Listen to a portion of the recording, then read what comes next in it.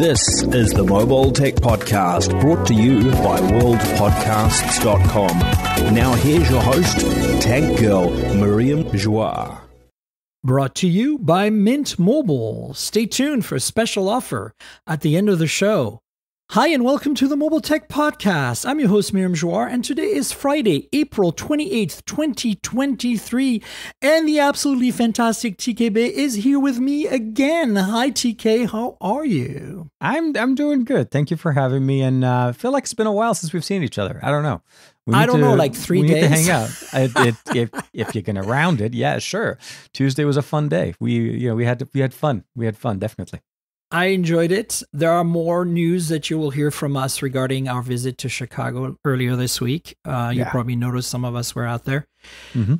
So TK, there's a lot of devices that have been announced. We're actually going to spend most of the podcast reviewing things instead of just talking about news. I think I'm just going to rapid fire through the news at the end because they're mostly just minor leaks and things that I found somewhat interesting because I like to keep my pulse on those Chinese phones.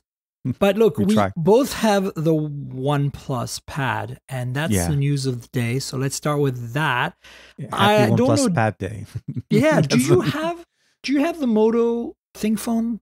No. I mean, I heard about it obviously earlier this year, but I never got a chance to try it out. It's also kind of like a B2B type of thing, so I don't know if they had the approach to getting a lot of influencers in there, but I never got a chance to.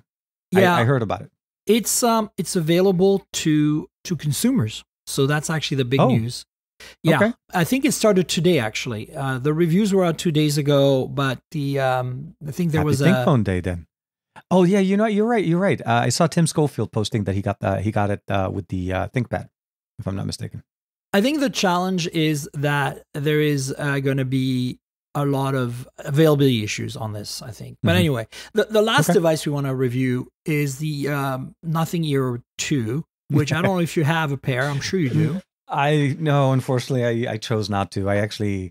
You chose not to? Yes, Too busy. That and I honestly I really like the buds that I'm using, which is kind of sound weird. I actually like the OnePlus Buds Pro 2. So it was more of I wanted to get a pair, and I started watching some of the reviews. And I even reached out to a few of my friends, and I was like, because I don't have any connection or I haven't worked with Nothing yet. I'm trying to build that relationship, but the experience for the most part was on par with some of the other experiences on the market. I didn't feel like it had any of that special oomph, like that really good noise cancellation, which I really rely on.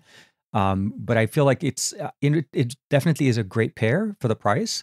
I never got a chance to picking that one up. I kind of, for some reason, I literally use the OnePlus Buds Pro 2 now for everything. Like I switched them from all my devices. They work really nice. Well, you should have gotten them.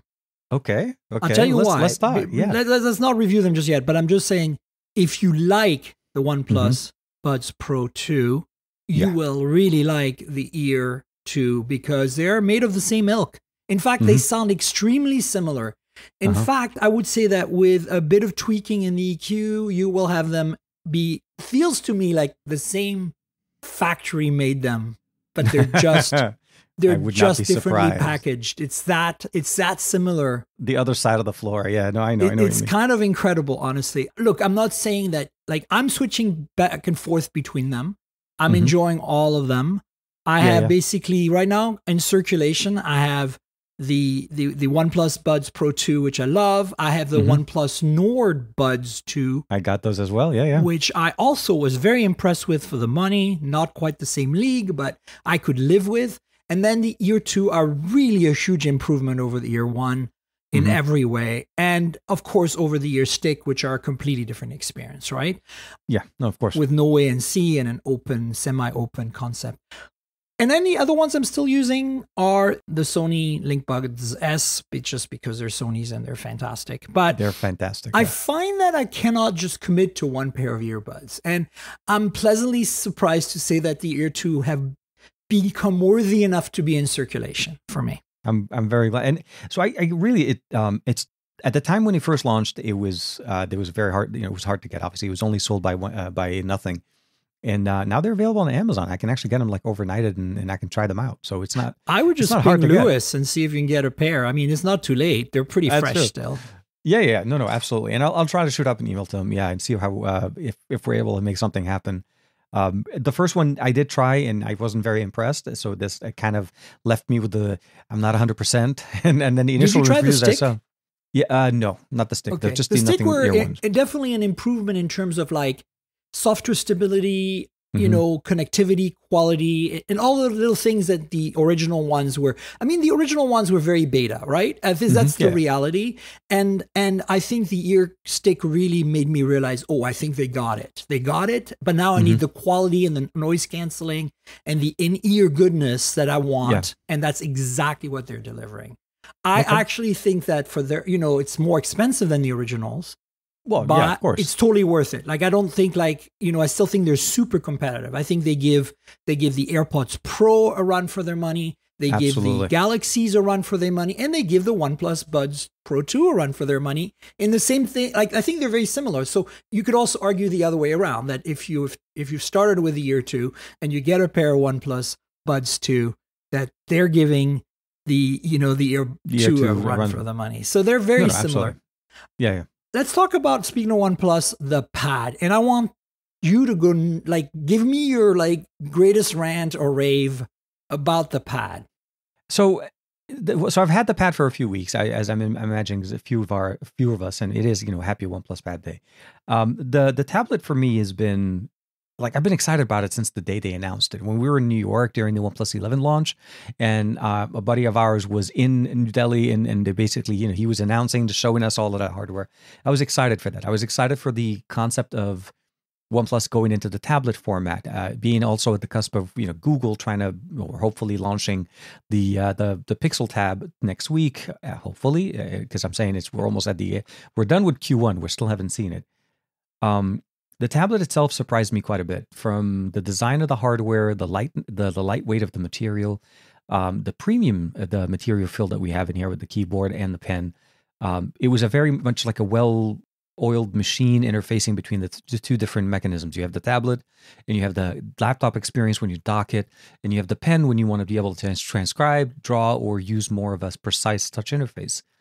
The biggest thing I'll probably say is overall, for the price, there really isn't anything on the market right now that can compete with it.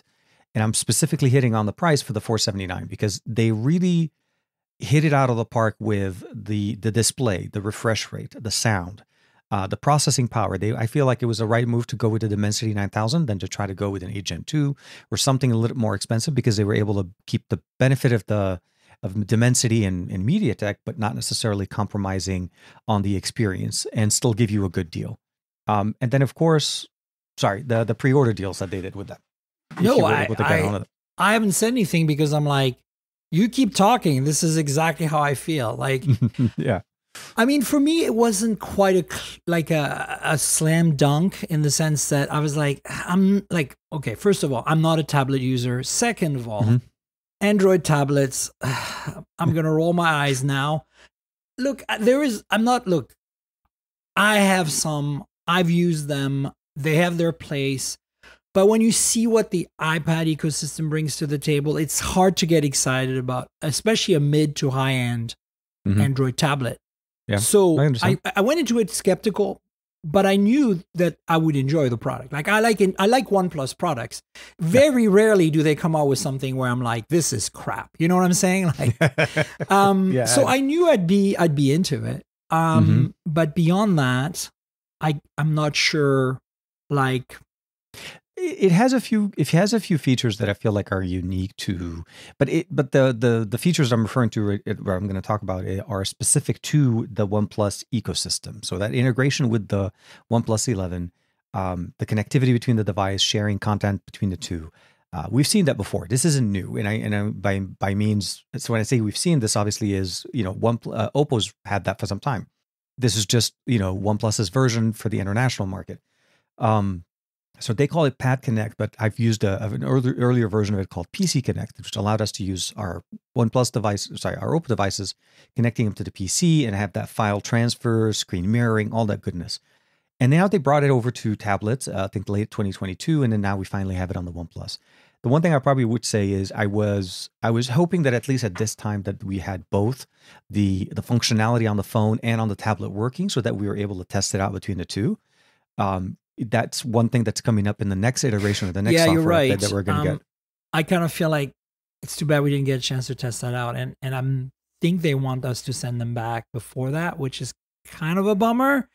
So if you're paying attention, OnePlus, we love you, but like this should have been, I feel like we should have had both running. And I'll say this, if you have a chance to check it out, I did drop my video today as well. I found out that apparently if you use the Find X6 Pro, we're all copacetic and it actually works on the tablet.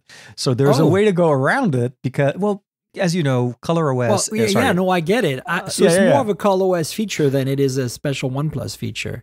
Yeah, but again, that's what I was trying to kind of like get towards it essentially. PC Connect is it's the source of this entire experience. And what Oppo did is they made a tablet version of it, which is called Pad Connect. That works in the Chinese market, and it's been working since late December of last year. Because we're using an international version of it, it's the international software that hasn't been pushed.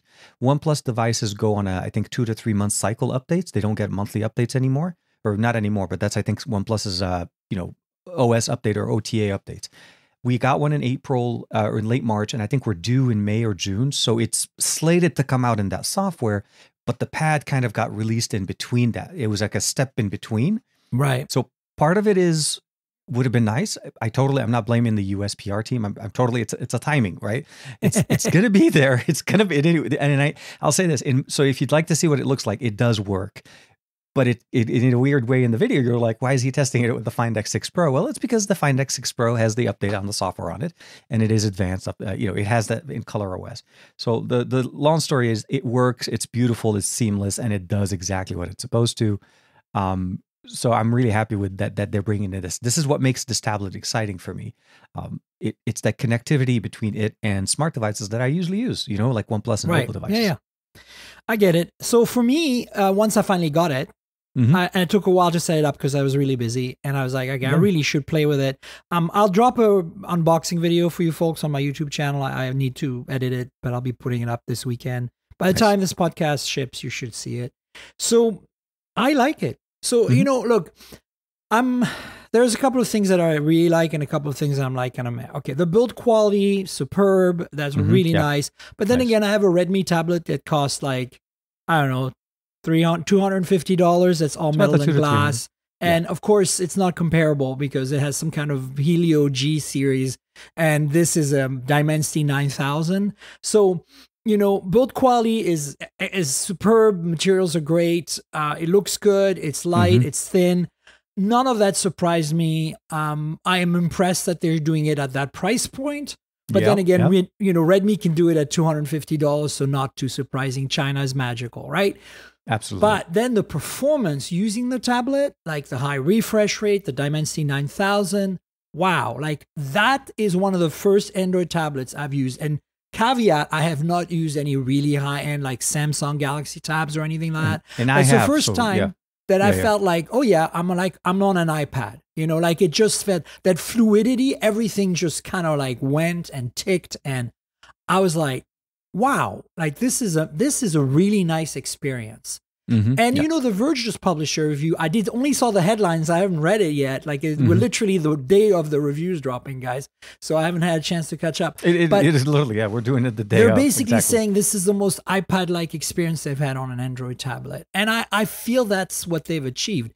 If that's your thing, then if you don't want to be in the Apple ecosystem, but you want that incredibly good tablet experience at the core, that's what you're getting here. Now, $479 for this product is phenomenal, I think, but I'm very butthurt that they didn't include the rest of the accessories. That would have been the OnePlus move. I would have even been happy if it cost $529 or $549, and you with a bundle that's only available like for limited time at launch or something, that would have been the icing on the cake, because this tablet feels like the old OnePlus. This is them disrupting. This is them coming in and going like, screw you all, we're going to show you how it's done, right? But then you look at the accessory prices and you're like, what is the keyboard again? 129 or 139? So the keyboard was supposed to be 150 and the pen is 100. They are running a promotion right now, separate from the one they did a couple of days ago, where if you're ordering it, because it's technically still a pre-order, it gives you the keyboard for $40. So for about $524, you're able to get the keyboard and the tablet with tax and shipping. Right. But the pen is still $100. There's no discount on this. What they're calling the pen it, is the ridiculous. Stylo. Like it does nothing. It doesn't have a button. It has accelerometers, so when you double tap on it, it detects you double tapped it, and it lets you like switch between the eraser and the pen. The tools that you have. You know, it charges just like the iPad, like this Pencil 2 wirelessly magnetic. It's amazing. Here's the actual tablet, right? I want to show it to the crew here. I don't know if it'll work with the blurring, but this is the tablet. Well, yeah, the blurring. Okay. Because it's also green. Yeah, so basically, here's the camera. Now, don't be fooled that camera is only a 13 megapixel autofocus, nothing fancy, just because it has a fancy pod. But you see the pen, you know, it's magnetic, it's beautiful. Then you get this keyboard sleeve here. This is obviously not going to work, but I want to show you the keyboard a little bit. There you go. You can see it there with a trackpad, which is right there. The invisible trackpad, but yeah. This is just for the Patreons. Thanks for doing your thing and supporting me. I appreciate it. Look, I think it's a beautiful device. I like the color. I like the experience. I am just annoyed with the accessory pricing, simply because it's so Apple, you know, to sell a pen for $100. And like, I think maybe 50 would have been like, okay, we have to make money because it's not a cheap thing to make, because it's got a lot of little technology packed in there with the magnets and the coil and everything for charging. Absolutely. Yeah. But like, come on, $50, right? Then the keyboard folio, I think if they could have hit 99, that would have been great, because the keyboard feels really nice. It's not backlit, by the way, for those of you who are wondering. There's a trackpad that actually works really well. I've been using the trackpad a lot when I've been writing on this thing. And it's been a great experience. I like it. I think the price is very aggressive. I'm just annoyed with the pricing of the accessories. And of course, once you start using it with Android, it kind of falls apart. Like the built-in stuff is solid. If you use Google Apps, I think it's pretty solid, you know, but as soon as you start using Instagram, you can't use the keyboard folio because Instagram only runs portrait, but that's also true on the iPad, so I shouldn't complain too much.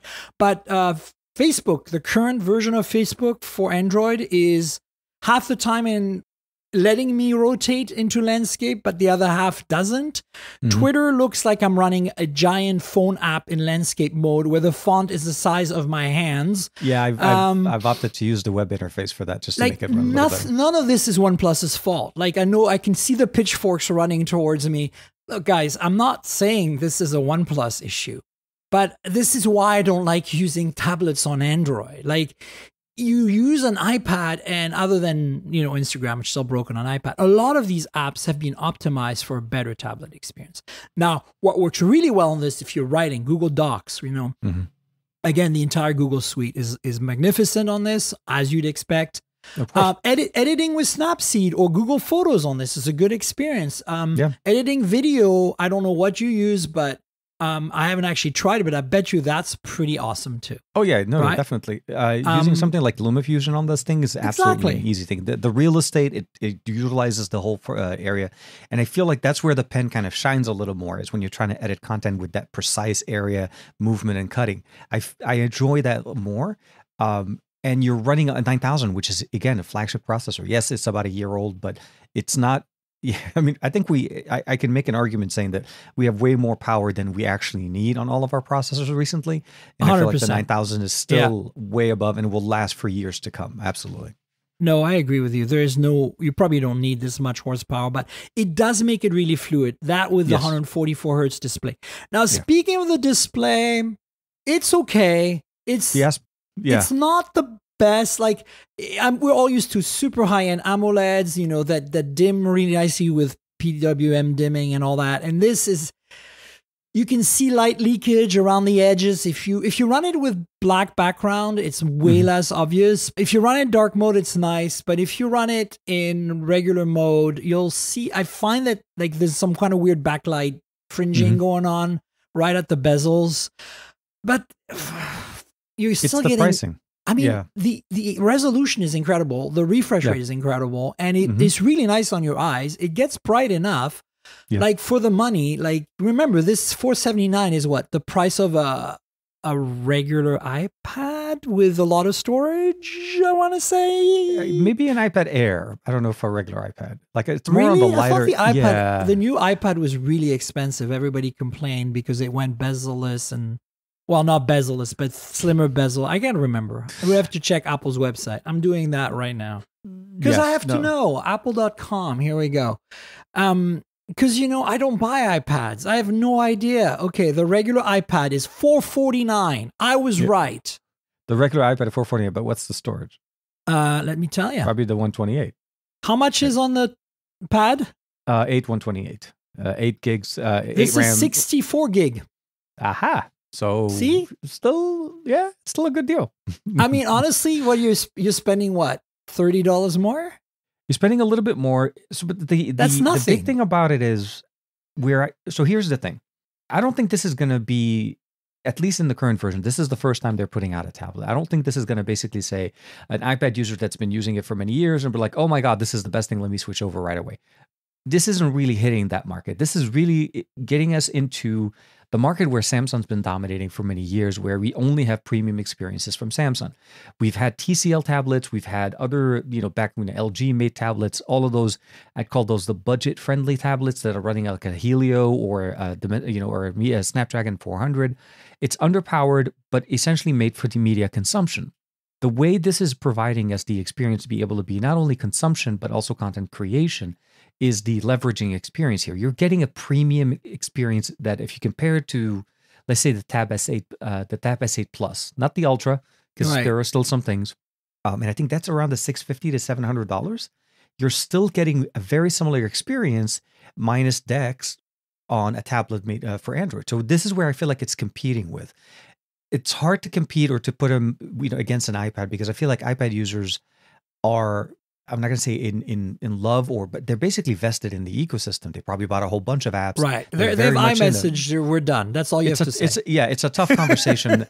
But if it is an Android user that's looking to get a tablet that, they've tried the budget ones and they're like, iPad doesn't, tablets don't work.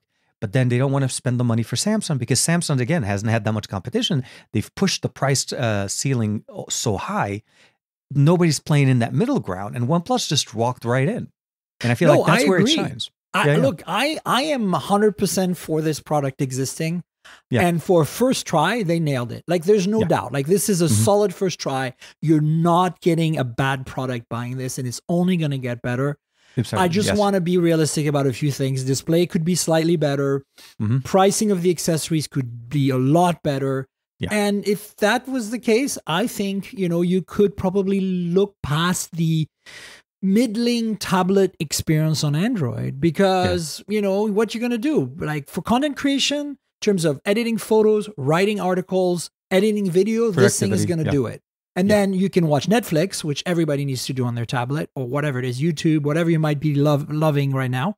Oh, yeah. Disney or, HBO, all of the those. Good stuff. Or Max, and then, sorry, they're called Max. Of course, you have the broken social media apps, but that's not what you use a tablet for, right? Like this, where you probably want to go to maybe a folding phone or something. If you want a bit more real estate, it's probably a better approach. But that's just me, right? Like, so you might say, oh no, I love using my little Redmi tablet with Instagram because I bought it without the keyboard. So I just wrote it into landscape and my eyes are cropped. So I see these beautiful photos and videos and reels and a better experience. And that's totally fair.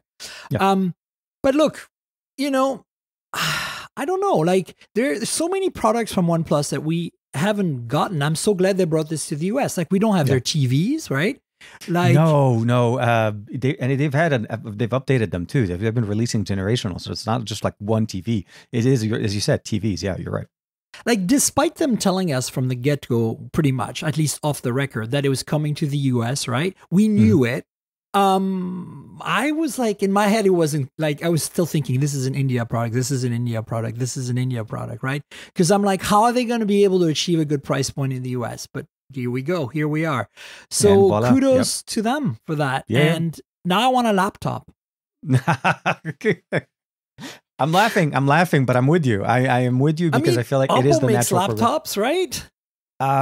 I don't know. Vivo, one of the BBK group, Realme makes a laptop. Realme makes a laptop. I was going to say, if Oppo Realme doesn't. makes a laptop, then OnePlus should be able to make a BBK laptop. Group makes a laptop. Yeah, OnePlus is going to make. And a actually, laptop. the Realme laptop is a really good one too. It's actually very nice. They did that nice combination of processor, but also had a really good high quality display, and for a first time offering. But I don't even think they made another. They only made one. But yeah. Yeah, I mean, look, the OnePlus Nord Buds 2 for $60. Yeah. You've heard me many times on the podcast, listeners, mention the Realme Buds 2, right? Not the 3, not the current model, but the previous model, and how much I love them for $49 on Amazon. They are the proto OnePlus Nord Buds 2. They're basically, again, made in the same factory, the same sound signature, same ANC signature. And it's like, to me, this is where you see the similarities. That's why, like, bring me a laptop, OnePlus. Realme makes one, you can do it too. Absolutely. Yeah. No, I know let's switch gears to the ThinkPhone, which I have here. And I heard that you had that and you were working. Yeah, please. Yeah. I'd love to hear I'm more. going to show it for the audience. Oh boy. So you can see the camera pod here, and then you can see the Think branding right there. Now, there is no LED on the eye. I was hoping they'd put a little notification LED on the eye of the ThinkPad logo, just like they do on the ThinkPad laptops, right? Because that would have been great. It's not a notification on the ThinkPad laptop. It's like a sleep light, shows you where if your laptop's awake or asleep. This is a very nice phone, TM. Like, you know what I'm saying? Like, it is possibly one of the nicest phones to come out of Moto in recent years. It's better than any Edges from the last 2 years. It's kind of going back towards, like, remember when the Edge Plus came out, the original 2020 COVID one, the one on Verizon only that was like $900 and was like this super premium flagship. It kind of feels like that, but more business-like because of the branding and it's got that kind of fake carbon fiber Kevlar back that is similar to the X1 carbon laptops. It has a metal frame and it has a Gorilla Glass front. It is mil spec shock and water and all that IP68. All the good stuff. So the thing is like, think of this as a very rugged Moto Edge, but better than any Moto Edge I've done in 2 years. It's got a Snapdragon 8 Plus Gen 1. Good choice. It's got a 50 megapixel camera with OIS and with phase detect, multi-pixel, omnidirectional, whatever you want to call it. It's got like an f/1.8 aperture. It's got a 13 megapixel ultra wide with AF that lets you do macros. Nice. It has a depth sensor we don't care about. Like, this is a great phone. It's got an OLED at 144 hertz, 1080p, super bright in daylight. It's wireless charging, 15 watts, 68 watt wired charging, 5,000 milliamp hour battery. I cannot fault, like, spec wise, this thing nails it. It's a flagship. And then you see the price, $699, and you're like, okay, this is super competitive for what you're bringing. Exactly. What could be better? Well, you've got the Moto camera issue, like, it's still a thing. It's improved a lot, their camera, their imaging stack, their software there, but it's not the app I'm talking about. I'm talking about the ability to, like, the color science, the whole, like, exposure, all that. It's better, but it's not on the same level as for $699, you're going to be looking at the OnePlus, right? 11. You're going to look at the Pixels, of course. Pixel 7, the upcoming 7A now and the 7, even though I think the 7 will be pretty much relevant as soon as Google I/O hits here. You mean the 7? I think the 7A is going to do its thing, and I think we're going to hear more about the new Tensor. But I still feel like Moto is able, like, because I got a chance to play with the Edge, the 2020, the COVID version. I was very surprised with the horsepower, the sheer horsepower and performance they were able to pack in there. Yes, the camera may not be the best one on the market, but honestly, in some areas, the front-facing camera is better than some of the other options we get with the extra softening and smoothing and all of the overexposed pictures. It's something to be said for Moto's presence in the US and still pushing through, because there were times where we felt like, they're releasing devices in China and not releasing them in the US. Yeah, and I think that time is over, because this feels like one of those Moto Edge phones from abroad that just got brought in and turned into a ThinkPhone. You know what I'm saying? Absolutely. Like it has Moto Edge 30 Pro written all over it. That's the European last year's, high-end Moto Edge. And like there's even a button here on the edge, a red one you can see there. Oh. Yeah. That's a programmable button you can do whatever you want with, which is really like a nice little, it's a metal button too. It's like they've really gone into the details. And then when I saw the price, I was like, also you get like a ton of storage and RAM on this. I think it's like 256 is the base model and 8 gigs, that's which the is right not base a lot. model, but I mean, they're not skimping. Like you're not getting a crappy, experience in terms of like the specs, which I think is really nice. Like I feel like that's one of those things that the Moto Gs are definitely not delivering, and this is, in my opinion, totally delivering. So I'm happy about that. Mid-range of pricing, but flagship performance. I love that. If the next edges that are coming, I'm sure they're going to be a plus and a regular. If you're listening, Moto, please do not screw this up. Do not let Verizon dictate the terms. Give us an Edge Plus that is the flagship, that is the same as the Moto Edge 40 Pro abroad that was just launched globally. I'm hearing strong rumors about that. You've probably seen the rumors from leaks from various Twitter leakers.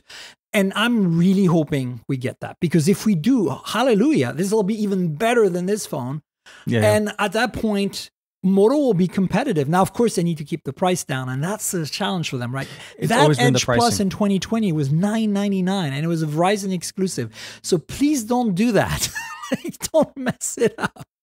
The 2020 was $999. The 2022, if I'm not mistaken, was $899. So they learned a little bit. I'm hoping they just, even if they do anything, at the worst case scenario, don't go higher, at least sustain. And they did, at least if I remember correctly, at launch last year, give you $100 off on the phone. So if it's $799 as it was launching, with a promo or whatever, I think it would still be a beneficial thing. The Edge Plus it's a powerful device, and they still have the 2022 edition for like $499 on their website. Yeah, that's a good deal right now. And I actually thought last year was the closest they've come so far to not letting Verizon mess it up too much. But it was still not quite there for the price. It was still a Verizon exclusive for initial, like, was it 2-3 months? That's the other thing. But this thing, this is available unlocked today on Moto's website. You can. It's probably availability is probably limited, because I think they're focusing more on B2B. I would be remiss without mentioning there is a whole bunch of integrations with the Lenovo ThinkPad. They actually sent me a ThinkPad X1 Carbon to test with it, which was like, oh, nice. Now I have a modern Windows 11 machine, because all my old Windows boxes that are floating around my office are Windows 10 boxes. And so, I have to yet to try that integration, but apparently there's like a clipboard that's shared between the two. There is basically a lot of the stuff you see with, a Moto, whatever it's called, the stuff that they have on the Moto phones. You mean the Ready 4? Yeah, the Ready 4. Yeah. When the Ready 4 has the projection part on a TV or whatever, but you can also project on your laptop or PC, right? The PC mode. I think that's what a lot of that Think stuff is, but more seamless. You can use your phone as a webcam, use a whole bunch of stuff you can do. That was the Ready 4 function. That's I think it's pretty much Ready 4, but for ThinkPad, like for Think. For Lenovo, right? That was one of my favorite features last year during the time when I was still reviewing the Edge. I didn't even bring a webcam. We were at the hotel and I was doing the podcast with my buddy, and I just used the Moto Edge, the camera. I just flipped over the main sensor in the back and had it shooting on me, and it was fun. It's nice to be able to, multi-purpose devices as opposed to just having single-use, single-function. It's always nice to, use that extra horsepower there. But Now, is the ThinkPad branding more than an exercise? It isn't. Like, it's marketing. I mean, you're getting a mil-spec phone. That is the difference. That is not something to throw away. Haha, pardon. No, exactly. You could throw it away because it's a pretty solid phone. But like, look, if you're looking for the Moto software experience that we all love, but you don't want to skimp on specs for once and get an unlocked phone at a good value, and you're willing to live with a camera that's on the bottom end of the flagship experience, I think this phone is for you. Because it feels amazing in hand. It's thin, despite having a large battery and a wireless charging coil and everything. You know, there's very little compromise here. And I think that the 8 Plus Gen 1 is a little older, but I think they're hitting a price point here. And we know it's a very efficient and very potent chip. You can play games on this thing. No problem. No problem. Like, I haven't tested it with a benchmark yet to see what it does in terms of sustained performance. But I have a gut feeling that with the way it's designed, with this aluminum frame, it's going to dissipate heat really well. So you're probably going to be able to play games for a while on this thing. And a 5,000 milliamp hour battery is pretty solid. So overall, I have zero complaints. This is a big surprise of a phone. Like, I saw it at CES. I wrote about it for Hot Hardware. I did a hands-on video and everything. But I feel like they have delivered. They have not compromised that vision that they showed us at CES. And so kudos to Moto and Lenovo for getting that right. Yeah, no, absolutely. And I think this is the biggest thing. It's exciting to see them do things like this and bringing in the hardware that they release internationally, but at least customize it and make it more functional. I can't wait to see what the Edge Plus 2023. I guess they're going to go with numbers with a year. So essentially, whatever the Edge Plus is for this year, and if we do get a Pro, then that would be even better. A big year for Moto, because there's the Razr coming too. Supposedly, maybe multiple versions. I mean, like, you've seen the rumors. So I'm like, well, you know, for once, like, has the giant awakened? You know, like, this is I like competition, and you know, in the US, it's really hard. Like, we have OnePlus kind of hanging on, but they lost a lot of their traction, and I love their stuff. And then, but like, Moto has always been a strong brand here. So if they can come back a little bit, then at least it won't just be like, right now it's kind of, I feel like, you know, correct me if I'm wrong, but I feel like it's iPhone or like Apple, Galaxy or Samsung, and then you've got, you know, Google, of course, and then the Pixel, and you have the OnePlus, right? That's if you're looking at flagship land, that's kind of where you're at. But now, wouldn't it be nice if we had another player that was really a valid player, right? And that's kind of why I'm hoping that the Razr comes into play, and or that Edge Plus 2023. So stay tuned. Hopefully we'll know what's going on soon. The rumors are intensifying on all these phones, so I have a feeling that this summer sometime, right? It's going to be a busy summer season for sure. It's just been a busy year. Nothing has stopped. Like, I cannot believe how many phones. Oh. So speaking of these, you know, earbuds earlier, the Ear 2 from Nothing are exquisite. First of all, you get the same fantastic industrial design. Let me open the case. I can't do this. Mic's in the way, but as you can see, it's really great. The buds themselves are magnetically latched, and this is the case without the buds. This is the back of the case. As you can see, there's lots of transparency. They've got a little white matte kind of like plastic finish on the bottom, so it no longer scratches on the bottom when you put it down. The buds themselves, let's see if this camera can focus on this, but you are looking at these tiny little buds with all the transparency as before. Color coded, you get the red one for the right side. You can see the red dot here. It's gorgeous. It's a great setup. And more importantly, they nailed that last time. The design, I thought, was really solid. But this time, they nailed everything else. Software connectivity, sound quality, ANC performance, comfort, battery life. I can't remember but it's definitely fine. It's like in the 5-hour range. So with ANC, so, you know, I had to EQ them a little bit, just like I had to EQ the OnePlus Buds a little bit, and like I had to EQ the OnePlus Nord Buds a little bit recently. But that's the nice thing. Once you get hardware in-device EQ, you set it to what your sound signature is, and you can pair it with all the devices in the world, and you're going to keep that sound experience that you customized and you liked. And it has all those features you see on OnePlus buds where like it can like tell you if you're inserting them properly, if you're the right fitting, you know, tips. It'll tell you, it'll do your ear test and let you know what it thinks your preferred sound should be like and all that stuff. But there is just a basic EQ in there too, which lets you just tune it. And for me, it was a 2-minute affair. I went in there, I was like, it's a little too bass heavy because that's how I always feel. And so I turned that down a little more mids because that's what I like. I like that really flat Harman frequency response that professional audio people are used to with headphones like my Bayer Dynamic here. And I went to that and it's been a delight since then. I'm like, wow, every time I listen to music on them, I'm like, wow, they're so nice. And it's the same with the Buds Pro 2, honestly, from OnePlus. I feel like they've nailed it this year. The original OnePlus Buds Pro for me were not that good. I did not like the sound signature. And I tweaked all the settings and I could never get them to sound quite right. So it's a big, pleasant surprise. Plus, I've got the green OnePlus Buds and they match the tablet so perfectly. I was going to say, and I have the same thing. The 11 is green, all of that. It was like that general aesthetic they have going. Actually, I think my OnePlus 11 review in it. Did you get the green or did you get it does. Yeah, I think I do have the green then because I'm pretty sure that's what he sent me. Green all the things. OnePlus is green this year. Yeah, I think that's what I have. If I can get, this is not going to focus. It's too much mirror finish. It's going to be like, forget it, man. Sony's like, hold on, let me see. Can I get my hand to focus? Come on, Sony. Nah, I think it's too close.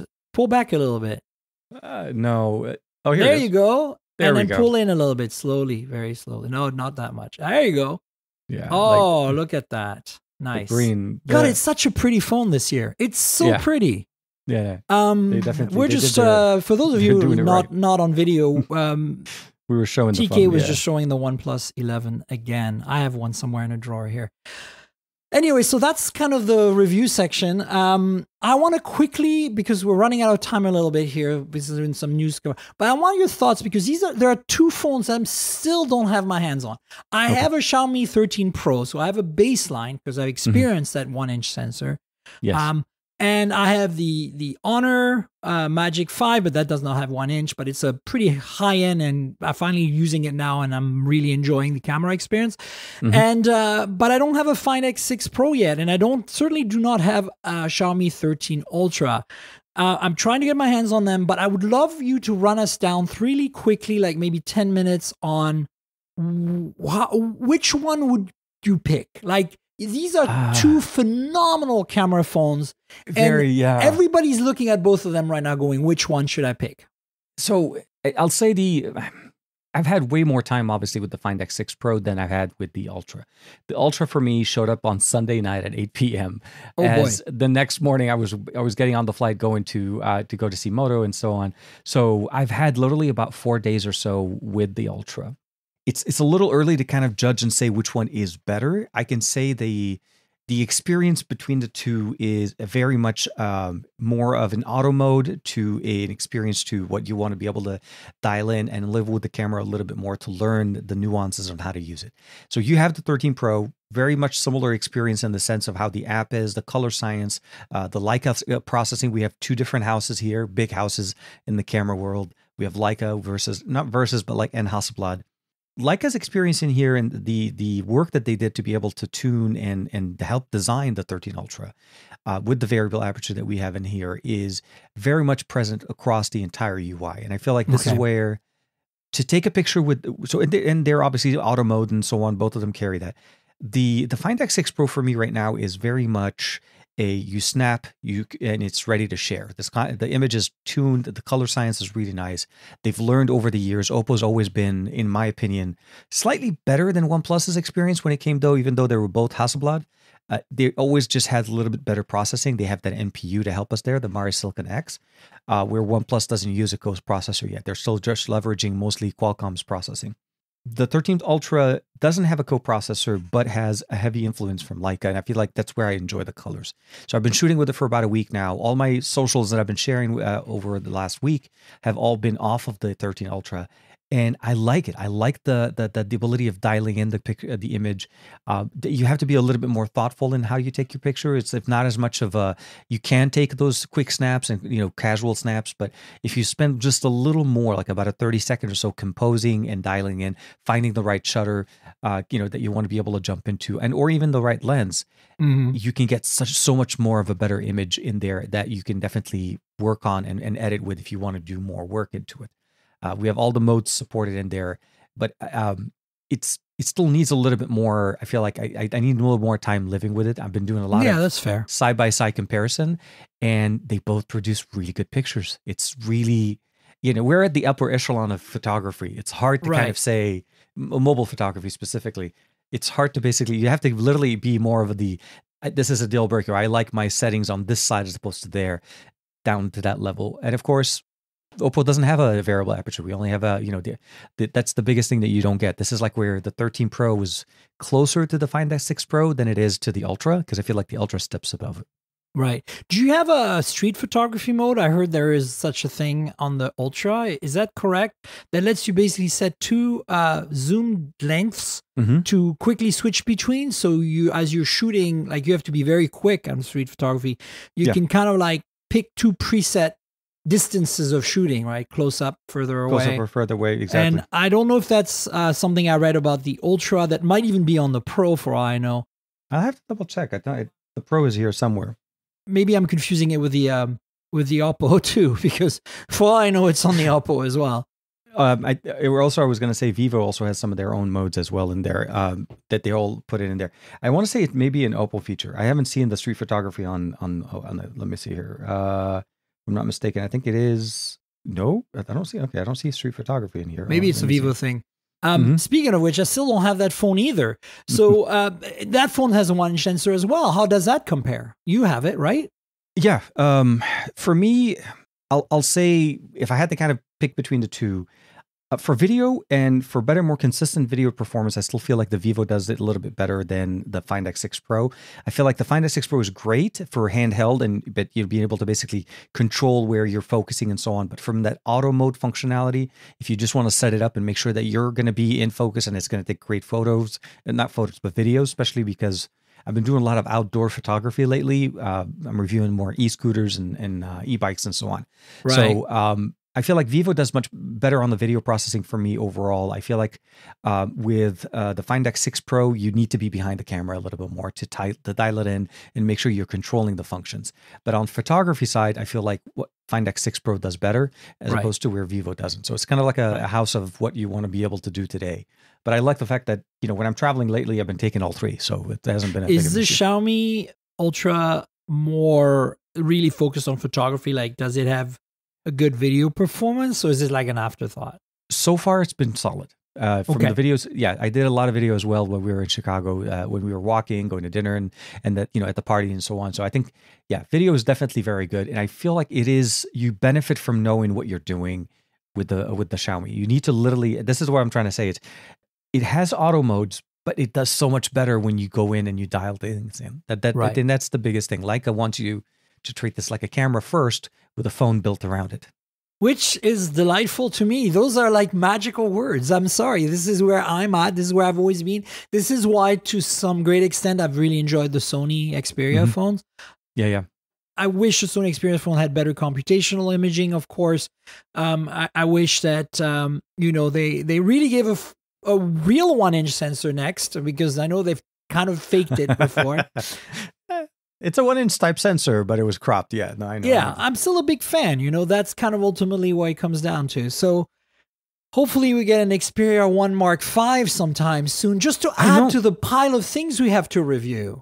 Well, I mean, not that that will not be a complaint I have on my side, but we are a little bit late if you think about it. We're running a little bit late. I mean, April is pretty much done.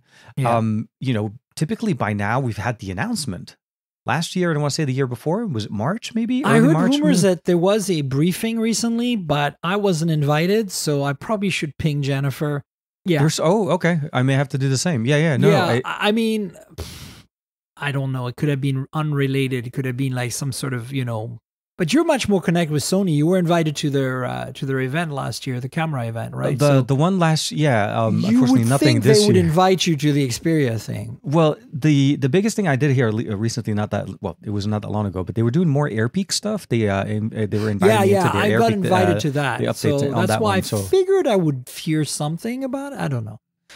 We'll see. it should be pretty soon either way. They can't be too late because if the release cycles, if it's going to be available sometime in September, which is what they typically do anyways, they have to have enough time to release it because the delay for us in the US has been so long that I'm really hoping they're able to do something.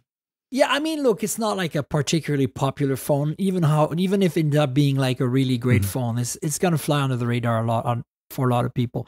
In the same way as these three, amazing Chinese camera phones are really unobtainium here, right? Like, I mean, like you can order them from importers, absolutely legit. But I'm just saying, like, are you gonna, right? Like, I would, but yeah, no, I would say if you're a true photography enthusiast and you love mobile photography, you owe it to yourself to explore the experience, even if you don't buy them new. Maybe try to find a used X90 Pro or something like that. Yeah, dip the finger in the pond and taste, and just get that experience. And I think once you do, it's hard to go back. It's hard to go back. That's why I'm excited this year. Especially knowing my audience, knowing a lot of you listening here are big camera, imaging on the phone experience kind of folk. I think we've reached a new level here with these phones. Like, this is a new plateau, and it's gonna take a little while to get beyond that. I think. I feel like. I hope so. So let's talk about some quick news / leaks / teases / upcoming phones where we have dates and stuff. There's really not too much going on here. Obviously, the Pixel 7a is coming very, very soon. I believe review units are out there. I do not have one. So I am not under any embargo, but I am pretty sure I know some people who have them. Nice. I hope that Team Pixel hits us up really soon if you're listening, guys, right? Because you're on Team Pixel as well. So hopefully. I hope so. Yeah.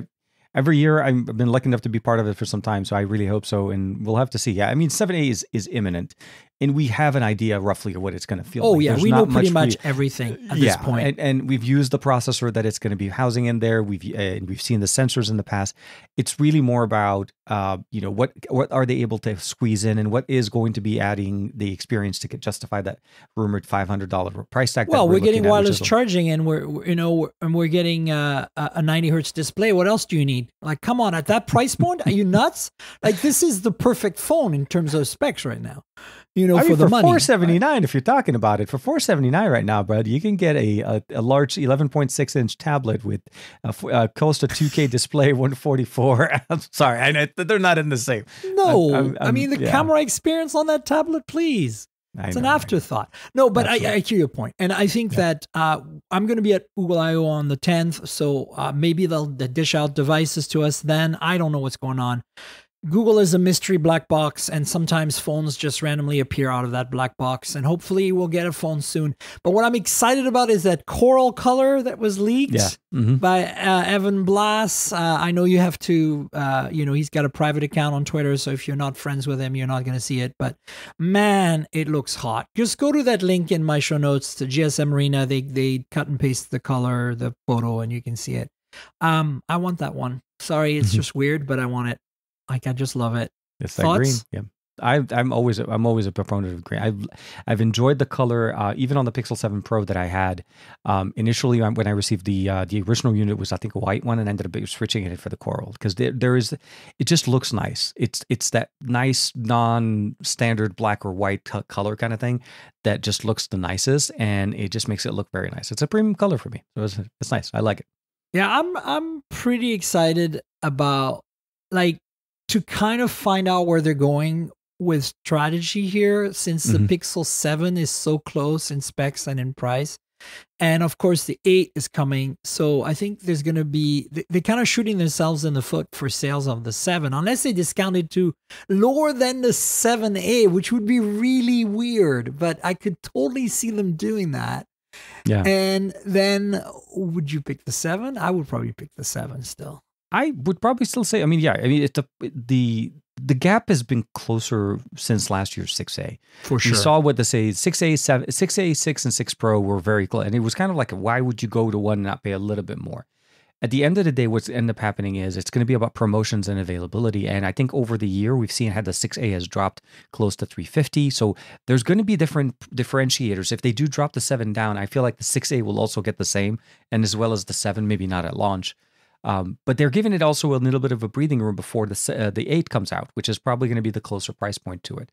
So people will like to pick it up, and I think it's a hard to beat experience for the price that you're getting there. And even the 6A from last year is still a very good device to kind of jump into. I just want to see basically the new Tensor running on this and see if this kind of gives it maybe better battery life, as you said, with wireless charging and the 90 hertz refresh rate.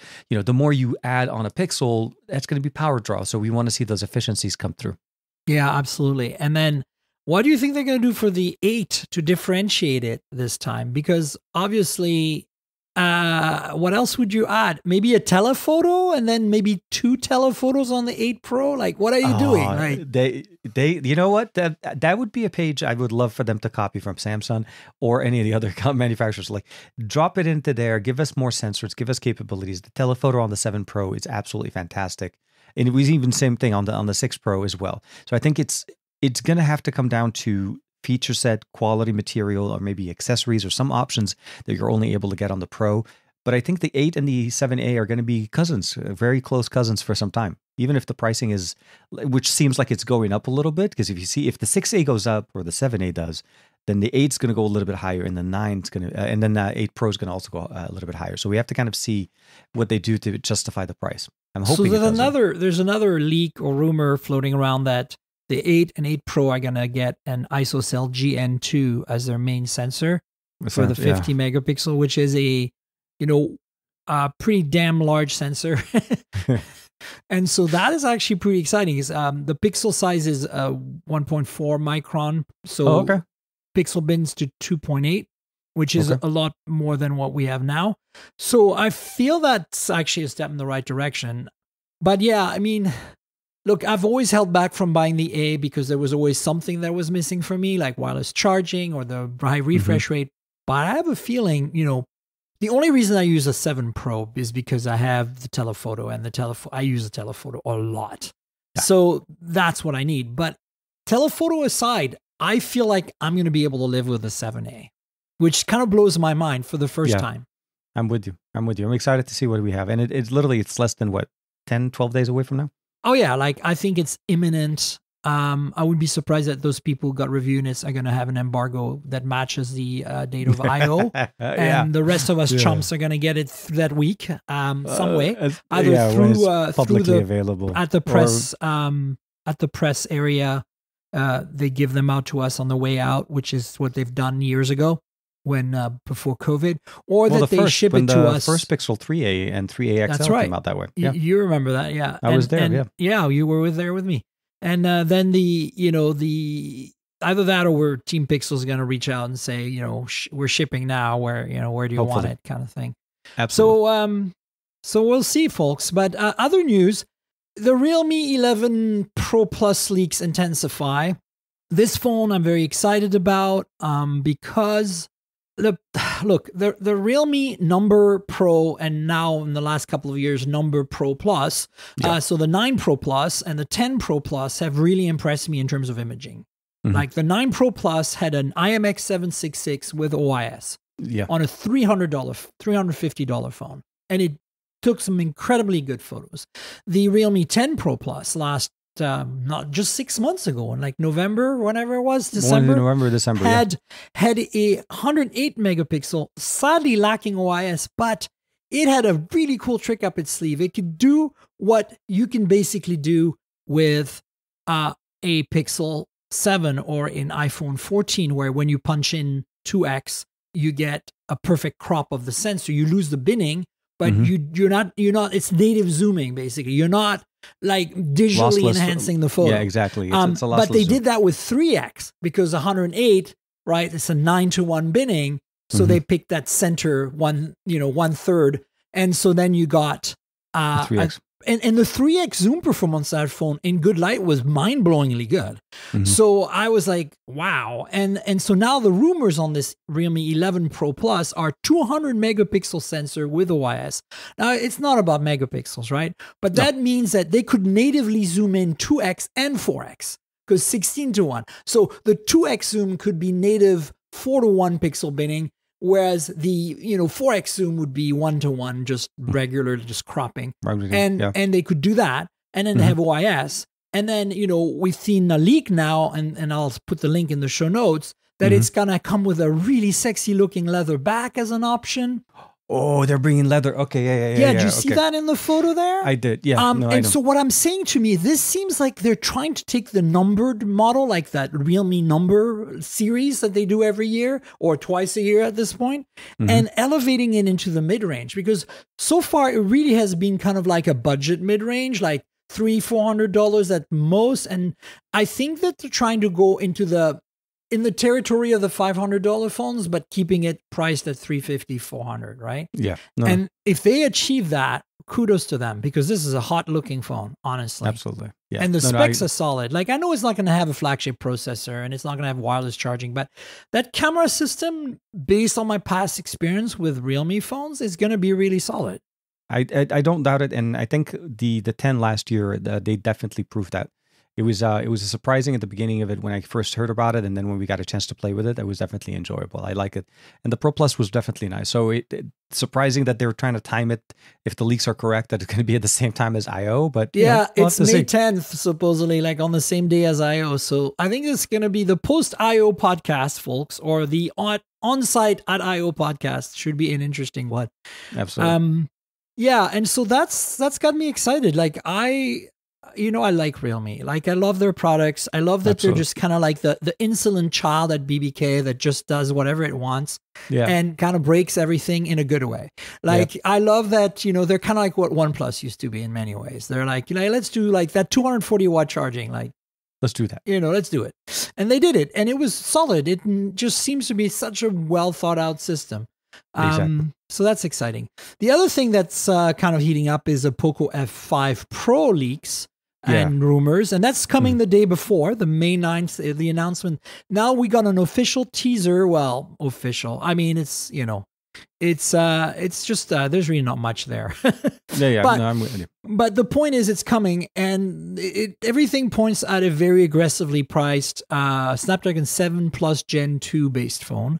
With all the things you'd expect from a solid Poco, probably really good gaming performance, probably great battery life, lots of storage and RAM, and that cool yellow on black. Now, everything points at this being a rebadged Redmi K60, so that's already been out in China. So if you go to GSM Arena, you can check the specs on that.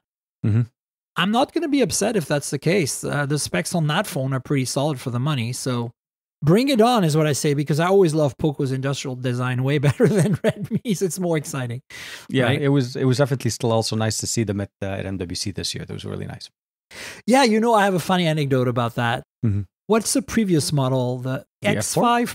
The F4? No, you're talking about the M5. No, what's the one they launched just before MWC? I want to say it's the M5 or the M5 Pro 5G. Yeah, something like that. I didn't get a review in it for some reason, so I pinged Poco, and they said, "Oh, just come by the booth. We'll give you one." So I went by the booth, and this is the funniest story ever. Like, I go to the front desk and I tell them, and it's inside the Xiaomi, right? They have literally a little island there. Yeah. So I talk to them. They're looking at me really confused. So they it escalated to two or three different people, and then finally this person came up. I introduced myself. I told them who I was talking to at the agency Blue Current, and I said, "Hey, they said to come and see you. I'm here for that." And he's like, "Oh yeah, no problem. We can give you one. That's cool." And I thought he was going to go to the back and come back with a phone in his hand, like a box. No, he literally, the island in the middle of the stand, in the middle of the booth, he opens a door under there with a key. The display booth? That thing in the middle? Yeah, the display box. Are you kidding me? Okay. He's full of review units. Every possible model and shape and size. He just pulls out, he goes, "Yellow or black?" I'm like, "Yellow." And I'm okay, done. Like, that was the weirdest experience I've ever had. Like, I really didn't think they were stored right there, Like, holy crap, that's kind of crazy. Well, I'm glad you were able to get it. I wasn't able to get my hand on that one, but I'm hoping that if the F4 or was it F4 or F5, sorry, F5 Pro does end up getting launching, I'm gonna try to reach back up to them and see hopefully if we can work something out on that one, because the F4 did really nice, and I really appreciated having that gaming essence, especially since we no longer have I think the other brand from Xiaomi that used to be more focused on gaming, Black Shark. Yeah, the Black Shark. Yeah, that's right. Black Black Shark. Yeah, yeah. So, Poco F series is pretty much where it's at. Yeah, so I'm really excited to see what that is. Intrigue. Ta-da-da. I have one sitting somewhere in Vancouver right now. I'm in San Francisco. So Theo said, I put a phone on your desk. I think it's a Poco. And I'm like, oh, okay. So I'm hoping it's exactly that. So stay tuned, folks. I might have an unboxing on May 9th for you. Absolutely. But listen, we should wrap up. Do you want to tell folks where they can find you on the internet, all your awesome content and all that good stuff?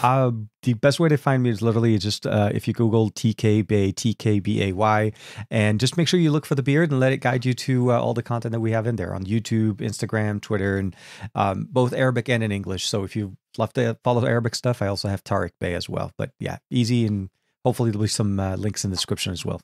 I honestly love that you're doing that, even though I don't speak Arabic. I feel like as a French person, I should have a French version of everything. But then I kind of imagine the amount of content. I'm already struggling with just my English stuff to keep track of. So forget it. I don't think it's possible.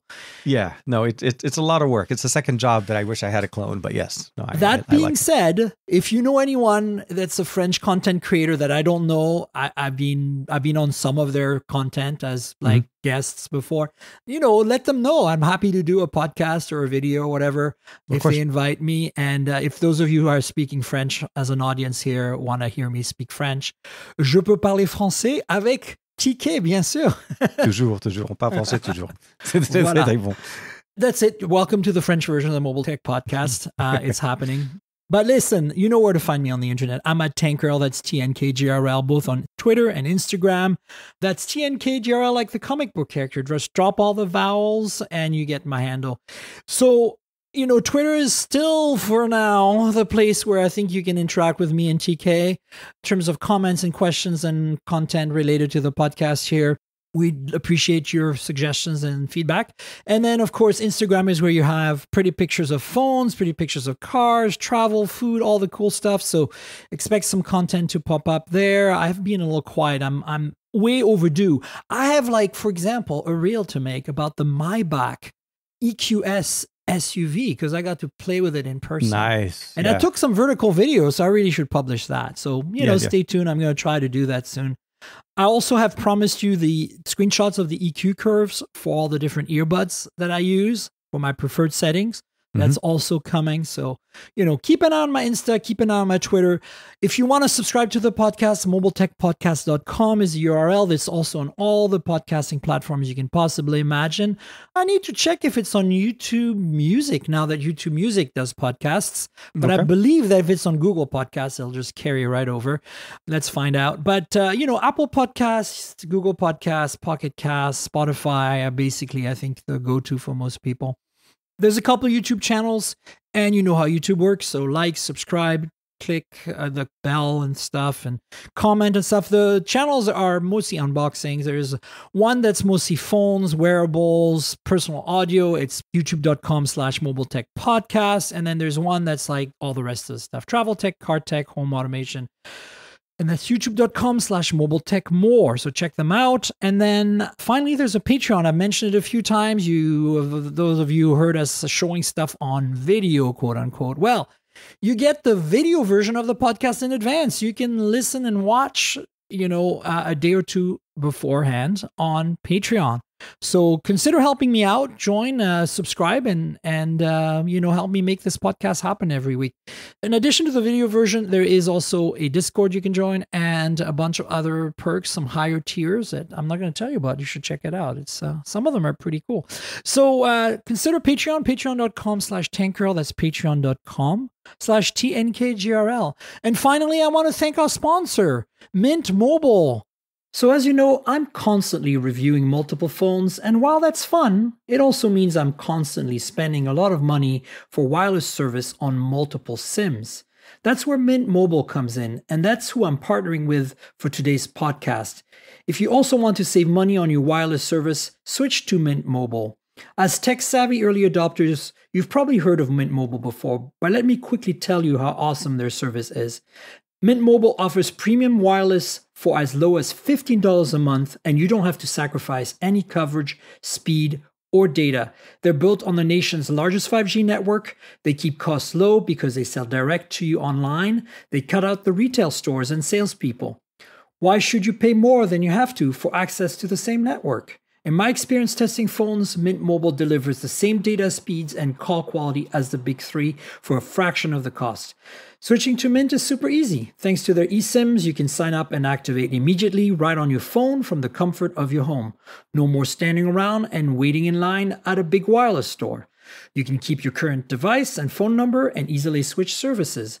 And if your phone isn't eSIM compatible, Mint will ship you a new SIM free of charge. All Mint Mobile plans include unlimited nationwide talk and text, lightning fast 5G, and free mobile hotspot. Mint will show you how much data you use each month and recommend plans that save you money. Mint also offers a modern family plan that lets you set up a super affordable family plan with as little as 2 lines. Use my link mintmobile.com/mobiletech to get premium wireless starting for $15 a month. That's mintmobile.com/mobiletech. Stop paying more than you need on your wireless bill and start saving big with Mint Mobile. And TK, I want to thank you as well for being my guest this week. Thanks for being on the show. Thank you very much for having me. Look forward to hopefully coming back in the near future. We'll talk more tech. I'd love that. And folks, you know that I'll have TK back on again. In addition, there'll be another show next week, so stay tuned for that. Until then, cheers, everybody. This has been the Mobile Tech Podcast with Tank Girl, proudly presented by worldpodcasts.com. You can visit us online at mobiletechpodcast.com.